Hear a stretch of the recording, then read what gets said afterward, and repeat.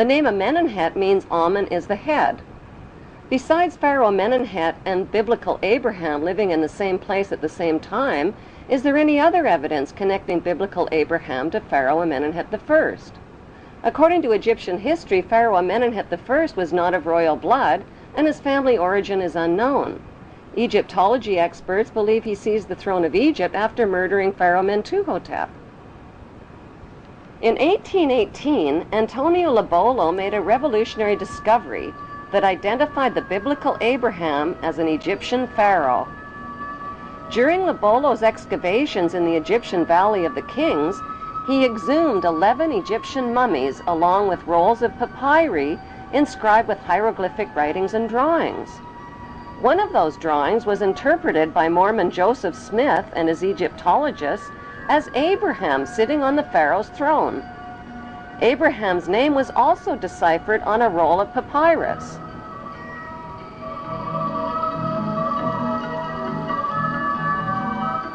Joseph Smith published his controversial findings in the Book of Abraham in 1842 and was murdered 2 years later. Today, the only Egyptian pyramid tomb forbidden to the public is the tomb of Pharaoh Amenemhet I, who many researchers now believe is the biblical Abraham. Why have Egyptologists never found the remains of Pharaoh Amenemhet I or of biblical Abraham?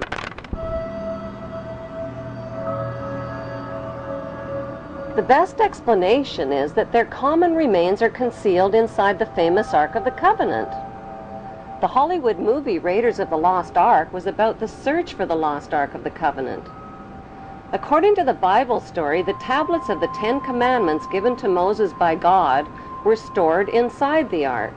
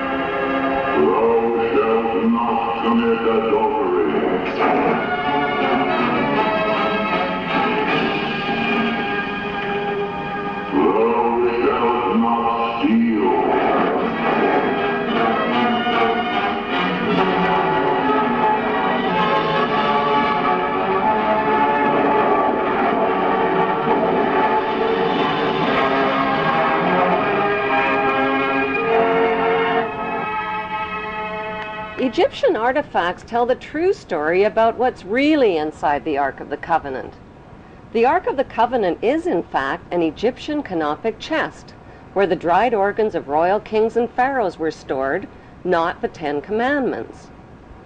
Why did the Hebrews call their royal canopic chest the Ark of the Covenant? Because the name signifies the covenants or promises that God made with Abraham. Would the Hebrews carry the Ark of the Covenant into battle to kill and steal if it really contained commandments like, "Thou shalt not kill or steal"?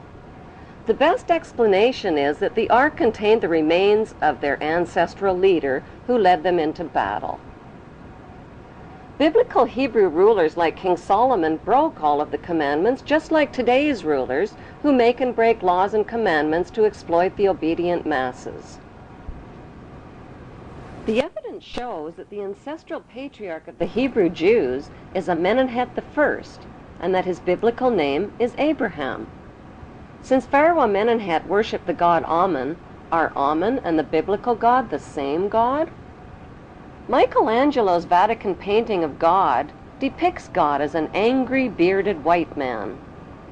God's words, actions, and deeds in the Bible's Old Testament show God's extreme favoritism for the Hebrews generally and for Hebrew males in particular.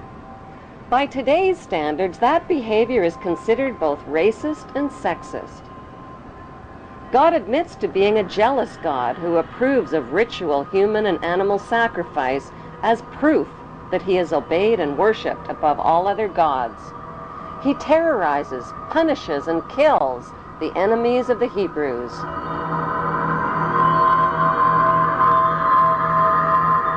He uses his godly power to kill Egyptian children and spread plagues, famines, pestilence, and darkness. He magically turns staffs into deadly venomous snakes and turns the Nile River into blood. Like the biblical god, the god Amun-Ra also turns the Nile River into blood in the Egyptian myth of Hathor. The Bible God's opinion of humanity is that all human beings are sinful children who are all born into sin. Since his words and deeds describe an angry, violent, and jealous God, are the biblical God and the ancient Egyptian god Amun, whose name is repeated over and over in the Bible, one and the same God? What is an Egyptian pyramid and the eye of the Egyptian god Horus doing on the American $1 bill? Why have Washington, London, and the Vatican erected towering obelisk monuments honoring the pagan Egyptian god Amun-Ra? In the next Bible episode, Abraham's son Isaac, who Abraham almost stabbed to death, grows up to father twin boys named Jacob and Esau. A murderous rivalry develops between the twins, and Jacob flees to a place known today as Bethel in Israel. He lays his head down to rest on a large, smooth stone and dreams of a stairway reaching to heaven like a ladder. The stairway in Jacob's dream describes the step pyramids built by Egyptian pharaohs like ladders reaching to heaven. The symbolic stone where the Hebrew Jacob laid his head thousands of years ago in Bethel is alternately called the Stone of Jacob, the Stone of Destiny, and the Stone of Scone. Today, the symbolic stone can be found underneath the British throne chair on top of the symbolic step pyramid where the Queen and other British monarchs have been crowned. The battered oak coronation throne, on which every English monarch has been crowned, is built over the Stone of Scone. As the Bible story continues, God promises Jacob that a nation and a company of nations shall come from him, and kings will spring from him. Jacob marries 2 of his girl cousins and fathers 12 sons. As Jacob ages, Joseph becomes his favorite son, and Dan becomes his venomous son.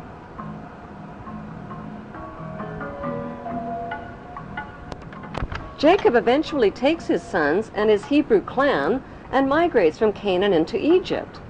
This Hebrew migration into Egypt closely parallels Egyptian history when the Semitic Hyksos migrants overthrew the Egyptian pharaohs and seized the throne of Egypt. One of the Semitic Hyksos leaders who became king of Egypt was Yacuber.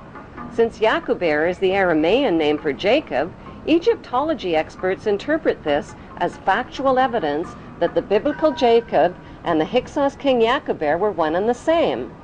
Historical records show that the Semitic Hyksos kings ruled Egypt for over 100 years. The Egyptian people rebelled against these Semitic kings and pushed them into northern Egypt.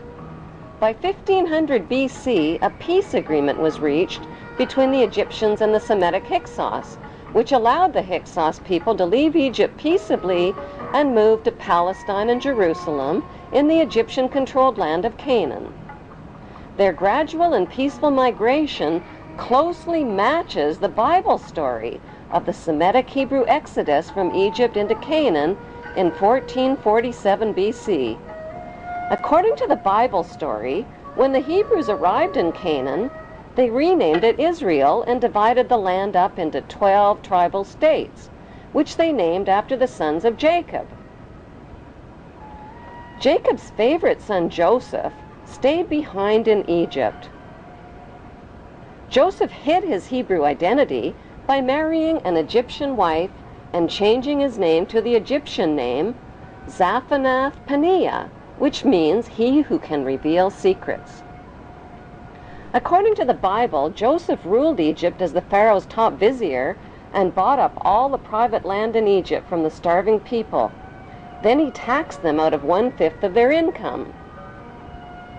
Was Joseph the chief vizier of Pharaoh and Moses, who negotiated the peace agreement allowing the Semitic Hebrew Hyksos people to settle in the Egyptian-controlled land of Canaan?